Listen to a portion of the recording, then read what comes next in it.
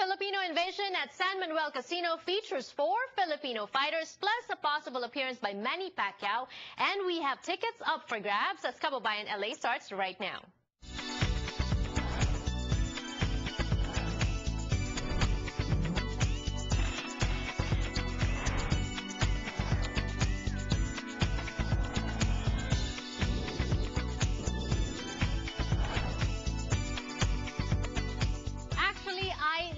Ayan, inaamin ko po na nagsinungaling ako because we're not just giving away tickets today, tickets to the fight. We are giving away a complete package, and it includes 2 tickets to the fight plus buffet vouchers and $20 slot play. So it's a complete package for fun for you and somebody else, a significant other perhaps, or a friend. On Thursday, October 27th, is Filipino invasion at San Manuel Bingo and Casino. One of the fighters is joining us today. Richie Mepranum is going to be talking to us today on the show. And what's best about this is it's a Talk Tuesday, so our phone lines are open and you get to ask him your own questions. All the callers that will get through today will receive that package. 2 tickets to the fight plus buffet vouchers plus $20 slot plays. Meanwhile, it's a Tuesday at makibalita naman tayo sa ating kachikahan mula sa Pilipinas from Yahoo Philippines Top Trends. May is joining us on the phone. Hello and good morning to you. Good morning at hindi ako maglalay. Nako, madami talaga tayong top trending searches sa Yahoo Philippines today na ibabalita ako sa iyo. Ikaw kasi nag-like ako, hindi ako maglalay. Oo, ikaw, puro honesty ka lang talaga, di ba? Ay, alam mo naman ako. Very candid. Honest. Very candid si May. That's why I enjoy our segments, May. When we talk about things, you're always very honest about your opinion on things. Yes. This one is a tragic story, but we'll start with that, and we have to because it's something that affects the country. Definitely. There was an encounter between the AFP soldiers and the MILF. At ito ay sa Basilan noong October 18. And it killed 9 rebels and 19 soldiers. So napakarami na namang masasamang balita na nagsisirculate dito sa Manila. At isa na nga ito, no? More lives were lost in a series of separate attacks and clashes between the 2 forces in the following days sa Zamboanga naman and sa Lanao del Norte. No? So maraming nagsasabi na dapat we should really focus our efforts in siyempre yung pursue natin for all-out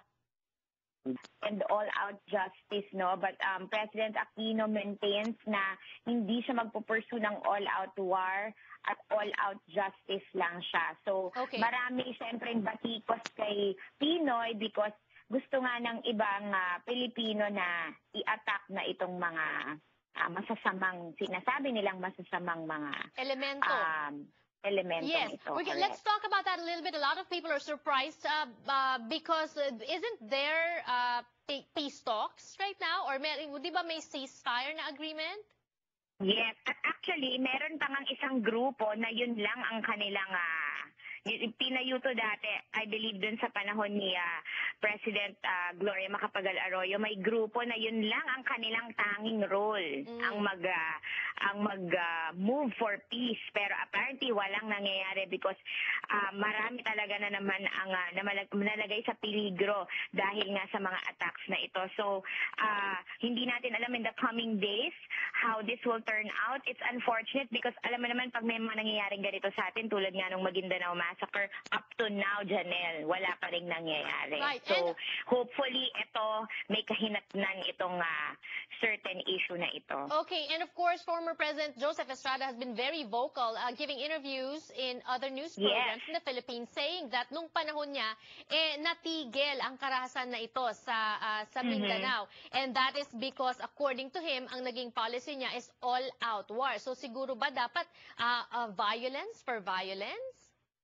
Yan ang subject for debate. Of course, if tatanungin mo ko, Janelle, my personal take on it is, these people do not care kung sinong mamatay, sinong masaktan, sinong pamilya ang kanilang sisirain. So, di ba, case to case yan eh. Ako, hindi man ako fan o big fan ni President Estrada eh. Agree ako sa sinasabi niya, no? But, of course, there are also people na daanin muna natin sa, hindi sa dahas, Diplomasya, diba? So, yes. Yes. So Okay. these are things that are subject, of course, to debate. But right now, marami nang namatay. So sana they really do something about it ASAP. All right, another subject to debate or subject of a lot of disagreements in the Philippines. Yes, Ang sapat naging to. resulta ng Pilipinas Got Talent, May, bakit ba nagkakaroon ng controversy? Okay.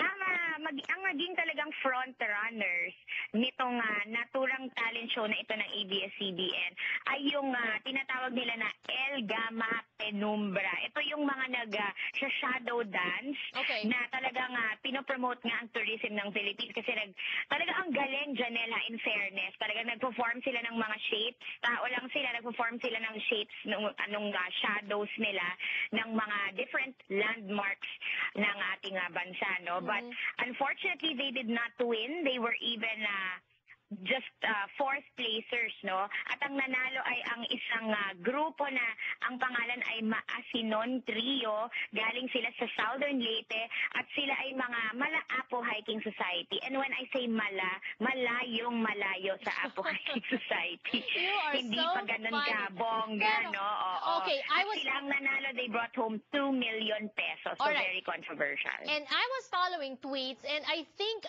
ang nangyari is this competition was based solely on text voting at mukhang mas maraming nag-text vote dito sa trio na ito kumpara dun sa mas gusto mong manalo, May, ang dancing group.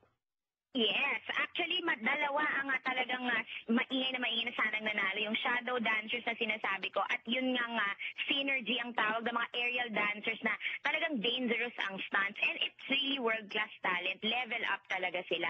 The thing was, yun nga, it's based on text votes here, right?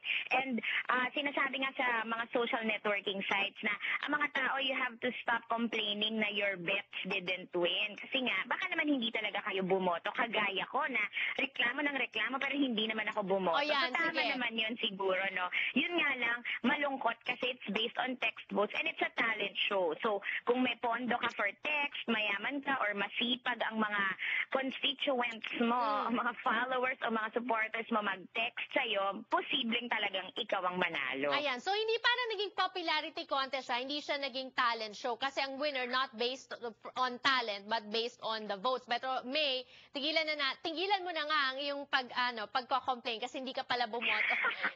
Correct. Alright. Ito, Janelle, last note on that, ha. Sa totoo lang, nung in-announce talaga siya sa Araneta, in-announce yung pangalan nung nanalo, ay talaga namang as dry as the summer's day ang reaction ng audience. Mukhang lahat ay nagulat na sila rin ang nanalo, unfortunately. Alright. Well, thank you so much, May. Very quickly, we don't have enough time. Meron kang blind item for us today. Ay! Nako, sa mga fans ng local showbiz, merong isang sikat na couple na ang nababalita ngayon ay nag-split na dahil sa isang beauty queen na ex ng lalaki. Ay nako, it's all over the internet. Kaya mag-log na kayo sa Yahoo dahil siguradong magte-trend yan next week. Kasi talagang sikat na sikat yung lalaki at gustong mag-break na sila talaga ng girl. At Ayan. ang clue ko dyan, Janelle, ingat.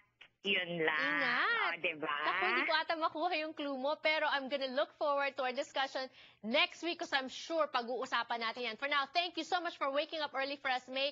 Good morning sa'yo dyan sa Manila at good afternoon dito Good sa morning. Amerika. You're welcome. Alright, thank you so much. That was May Valdez, ang ating pong correspondent sa Manila. Very funny because she's very candid, like I said earlier, very honest as well. Follow her on Twitter and also that's her website on the screen. Meanwhile, hindi ko po nakakalimutan ang pangako ko sa inyo, mananalo ng mga packages from San Manuel Bingo and Casino ang lahat ng tatawag ngayong hapon sa Cabo Bayan, LA. And we'll be back for more. Don't go away.